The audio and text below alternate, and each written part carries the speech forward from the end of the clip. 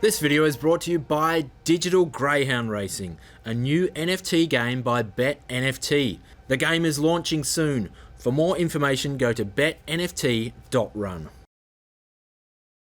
Hello and welcome along to the latest edition of a Greyhound Gold. David Short and Brett Honey with you. Now, I've been calling Brett the Honey Badger for a significant period of time, and at the races on Saturday, one of his mate comes over and gives me a big old clip. He said, no, you must name him Budge, not Badge. So yeah, controversial. Very controversial, particularly given that I'm rolling with a Honey Badger, which we're all familiar with, the famous Honey Badger in Australian sport, and your mate's going with a completely different. Yeah, good to know just in case you ever go to Kalgoorlie. That's very good knowledge to have. That you're a Budge and not a Badge. Yeah, well, he's been waiting to tell you that for a good couple of years, so I'm glad he finally got the opportunity to on Saturday. Send him a shout out. What's our old mate's name? Yeah, Fuchsy. Yeah, he'll be out there watching. So good luck to you. Great. Enjoy a bit of attention as well. So there you go, Budge and Badge. Call him what you will. As long as he finds us winners, we'll be calling him Great Man. So let's hope there's a few of them on this week's program. Let's go back to last Friday night though. Feature final down at Mandurah, the inaugural running of the Nambulla Cup. Great heats the week before. Let's look at the final. From box number 6, Firecloud comes out on roller skates, gets across the face of the field, brings Bundigi with it. Forward Scout and No Limit Needed are looking to work into the race, their 3rd and 4th spot through the middle stages. Firecloud continues to just truck along up front, going along nicely. Bundigi's doing its best to hang on there, but Firecloud turning for home, clicks through the gears and runs away with the prize. Nice performance, wins by 2.5 lengths. No Limit Needed was a good effort after some recent runs over the 4.05 up to 4.90. Finished this race off particularly well. It was a good performance. Bundigi in 3rd and Forward Scout finished in 4th. 5.76 early, dazzling early split, 16.16. And overall, 27 and 46. Colleen Pearson, congratulations to you. You've had a great run with this particular litter. And I thought this was great reward for a greyhound that has been racing probably 3 to 4 months now, Brett, up against our top city grade free-for-allers week in, week out. Never runs a bad race, but just finds that company right on its limits, you know, and that's understandable. There's only 2 or 3 dogs in that company that can sort of bob up and win most weeks. So the slight drop in grade, feature final, and much deserved for one of the most consistent quick beginners in this state. And he loves Mandurah, clearly. I think just having that 30 less metres and on that bend start, he's just able to get that, a little bit further in front. And yeah, look, it's hard when you got the likes of Vice Grip and Throttle and Momentum on your back. Get stuff working those top grades. And absolutely. And that's what's brilliant about these mixed 4-5 provincial series. Those dogs who are consistent performers against our city dogs, or even in those top grade 405s and 490 races. When these series come along, that's their opportunity to get that feature race rug. And look, whether it's a group race or something like this, winning a feature race, it's always a wonderful feeling for connections. And yeah, congratulations to Firecloud. I agree with No Limit Needed, superb run. And when you see dogs that come from a position where they're not normally comfortable, No Limit Needed we normally prefer on the arm, but look, she came from a little while back, and that serves her in good stead heading towards the Youngstar heats this week. So yeah, congratulations to Firecloud, and I'm glad they've sent him back to Mandurah. I feel like he's done some really good work there, and I think that's where he'll be able to pick up a few more wins. Yeah, I think there'll be more wins in store, and they're great for the dogs' confidence. Let's go to Mandurah this Friday night and see if we can't find you a winner or two. I'm going to kick off with race 3, number 8, Bones McCoy. You'd be well familiar with this dog if you follow WA Greyhound Racing. He has been a star over the short course for a really significant period of time. Glenn Curry, of course, stepped this dog up in trip, had a crack at the Mandurah Cup when placed over the 490, outstanding. Again, came to town over the longer trip and raced with great distinction. He's been a phenomenal campaigner for Glenn Curry right the way through, and he loves it when he gets the old fairy floss. It's the Molly Ringwald special out there in box number 8.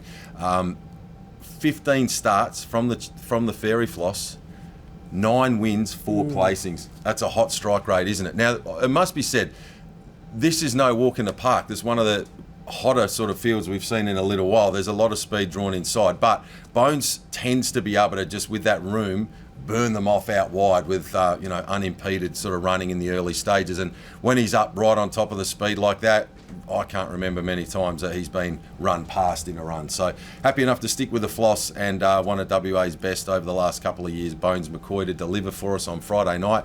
Then I'm going the complete other end of the scale. A similar scenario in that this dog has come from the same place that Bones McCoy was racing in New South Wales, but this dog is having its first start here in the state on Friday night. For our great mate, the Shane train, a greyhound by the name of Good Odds Buzz. He's put together a pretty handy record over in New South Wales, 27 starts. He's won 13 of them and he's won 3 of its last 5. So he comes across here to WA with some pretty good form to its credit at a few different tracks. Look, I guess it's somewhat speculative given that the dog's having its first race start in a field across here in WA, but looking through its form, if it runs to what it's been running over in New South Wales, and there's no reason why the dog shouldn't, given it's in good hands, I would expect it to be incredibly competitive. Now, I have no idea what sort of price we're going to be taking, so I'll just make this dog the next best behind Bones McCoy on Friday night, and we'll wait and see what the market does with it. But if it brings that New South Wales form to town, to Mandurah on Friday night, expect this dog to be above average. So they're my 2 plays. 3-8, Bones McCoy, 6-4, Good Odds Buzz. Who are you liking? Yeah, I'm going to team up with you from your best shorty. Race 3, number 8, Bones McCoy. Just copy and paste what you've said, really. And look, he was superb 2 starts ago, crossing from box 5. Had to do a little bit of work there to hold out Blackpool Bolt. Still went 22.52. And yeah, that was a similar time to what Global Trader ran last week in last week's free for all. I just think Bones McCoy is going to get the lead here.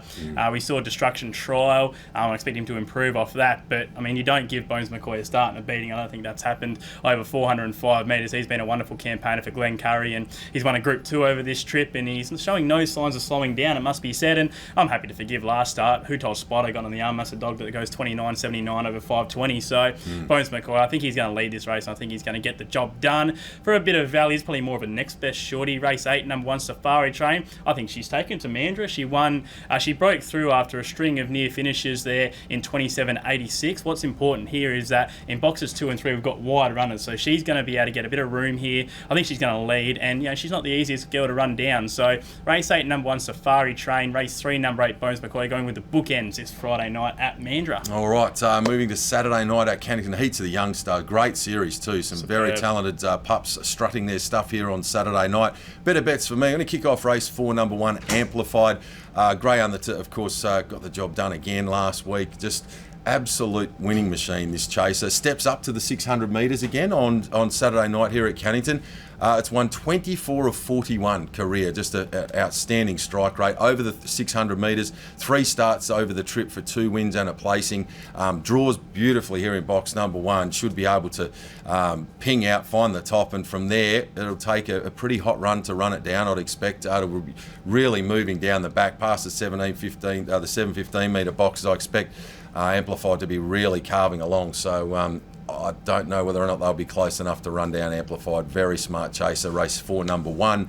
And next best is in a heat of the Young Stars, race 7, number 3, Hinto. While the numerical form doesn't look great for Hinto heading into this particular race, must be noted, this dog found itself as a young chaser in free-for-all ranks very, very early on in its career. And often when you're that good, fizzing your way through the grades, it can be a little bit of a reality check coming up against the likes of Vice and Group. Has won a feature against the old boys, it must be said as well. Yeah, absolutely. So, but when you're young and you're in that sort of company, there's just no room for error. And on the way through the grades, there's room for error, and it still wins by a margin. So accordingly, now that it's a bit more seasoned, having raced against our best dogs week in, week out, drops back to an age-restricted series here, which is very important. So while it's been going around in free-for-alls, a lot of its opposition here have been fronting up week in, week out against each other in the lower grade races. So it's a really significant advantage that we have for a dog like Hinto going into this age-restricted series, and it's worth looking through all of the heats on Saturday night and looking for these sorts of dogs. And the grade drop. It's not always the numerical form next to their name that is going to give you the winner, especially in these sorts of series. So 2 plays for me Saturday night. Race 4, number 1, Amplified, and race 7, number 3, Hinto. Who are you liking here at headquarters, Brett? Cracking card. Always love this Twilight card each and every year at Cannington. My best bet later on in the program, race 11, number 1, Mixed Flash. This was a sensational run last Friday night at Mandurah.